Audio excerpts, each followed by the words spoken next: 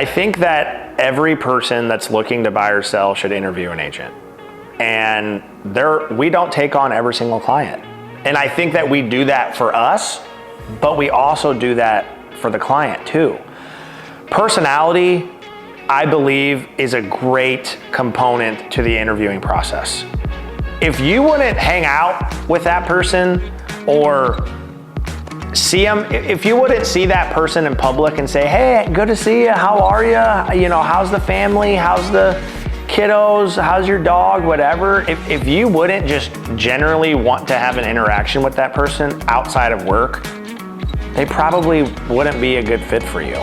Yeah, and that's just my personal opinion, because when we go into a relationship with somebody, we could be working with them anywhere from 30 days to 36 months, right? But the other thing too is that we are our client's real estate agent for life. We throw events, we hear, they hear from us, roughly 20 to 30 times a year. And I think it's, who do you want to be your resource for all things real estate? Not just for buying and selling, but every other aspect of real estate. And does that person have what you need, right? So I think interviewing is so important. Personality match is a huge plus.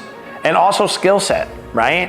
Have they done new construction? Have they done investment properties? Have they done first-time home buyers? What areas do they have a high concentration of? What kind of property are you looking for? Where are you servicing? Do you have to sell and buy? Are you a first-time home buyer? Are you coming from a lease? I own rental properties. I have a background in construction and project management. I run,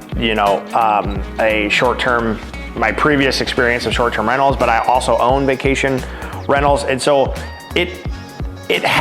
what is the buyer and seller's goal, right? And does that agent fit with what that person needs? And I think that most people don't take the time to methodically think about that, and then they regret it on the back end. Is the client happy? Is the client educated? Does the client know what's happening, right? And yes, the majority of the time, the contract is going to close, right? Unless the buyer has a financing problem, unless the buyer has, an inspection problem, right? If the buyer wants the house, the majority of the time it's going to close. But the success is, how many obstacles did we prevent by setting expectations up front? How many obstacles did we successfully navigate with a positive outcome? And how many obstacles did we inform the buyer or seller about beforehand that they were prepared to be able to make those decisions during, right? And so that's what I think measuring success is about. It's the whole client experience. It's, here's what we're planning for.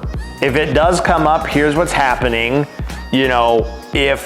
If we don't have obstacles, are you being served at a high level? Are you being informed of what's happening? Are you being informed of what's next?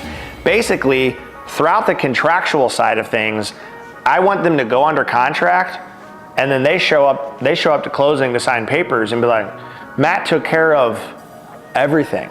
And I think that's the success.